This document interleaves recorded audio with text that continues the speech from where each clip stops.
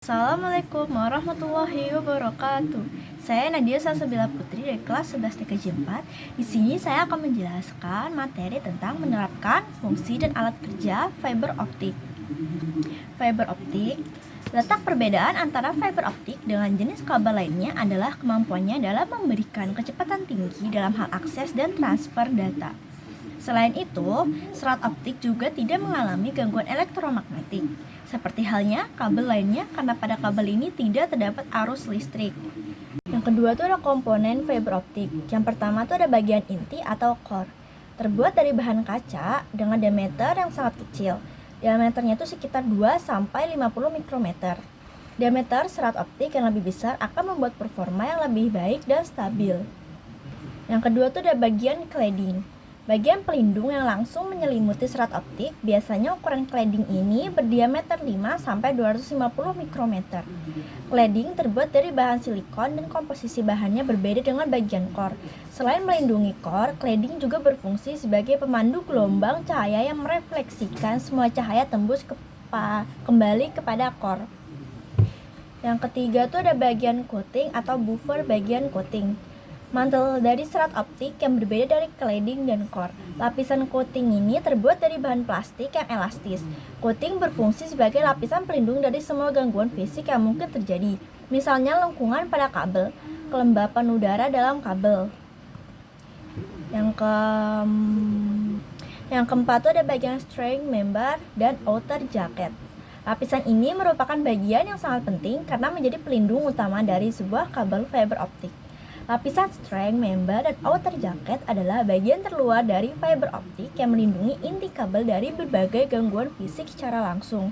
Pula peralatan yang digunakan untuk fiber optik. Yang pertama itu ada fusion splicer.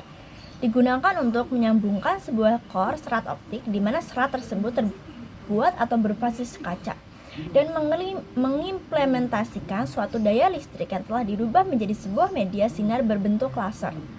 Sinar laser tersebut berfungsi untuk memanasi kaca yang terputus pada core sehingga bisa tersambung kembali dengan baik. Yang kedua itu ada stripper atau miller.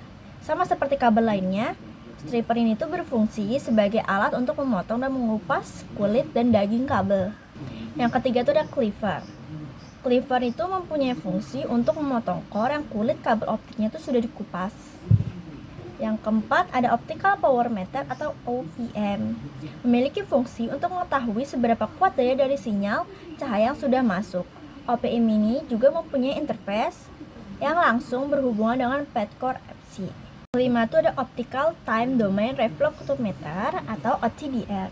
Fungsi OTDR yang pertama itu untuk mengetahui posisi gangguan, yang kedua tuh untuk melacak posisi gangguan, dan yang ketiga tuh pada jarak berapa terdapat gangguan. Yang keenam itu ada line source. Alat yang satu ini mempunyai fungsi untuk memberikan suatu sinyal untuk jalur yang akan dilaluinya. Misalnya untuk mengukur suatu redaman jalur atau end-to-end di mana line source ini akan berfungsi sebagai media memberi sinyalnya.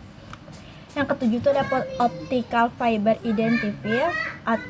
Alat ini yang satu ini tuh memiliki fungsi untuk mengetahui arah sinyal dengan petunjuk arah dan besar daya yang dilaluinya. Yang ke-8 tuh ada visual fault locator. Alat ini tuh sering disebut juga sebagai laser fiber optik atau center fiber optik. Fungsinya itu untuk melakukan pengetesan pada core fiber optik. Laser akan mengikuti serat optik pada kabel fiber optik dari POP sampai Q-user atau end to end. Bila core tidak bermasalah, laser akan sampai pada titik tujuan. Dan yang terakhir itu ada bit error rate test. Alat ini tuh berfungsi sebagai pengecek koneksi jaringan atau TDM atau time division multiplexing, yang mana jaringan TDM aplikasinya itu layanan clear channel yang sedang dicoba untuk diuraikan penulis. Secara spesifiknya, bit error rate test ini tuh untuk mengecek dan mengetahui TX atau RX yang error, pengiriman paket, dan loop. Sekian yang bisa saya sampaikan, kurang lebihnya mohon maaf. Wassalamualaikum warahmatullahi wabarakatuh.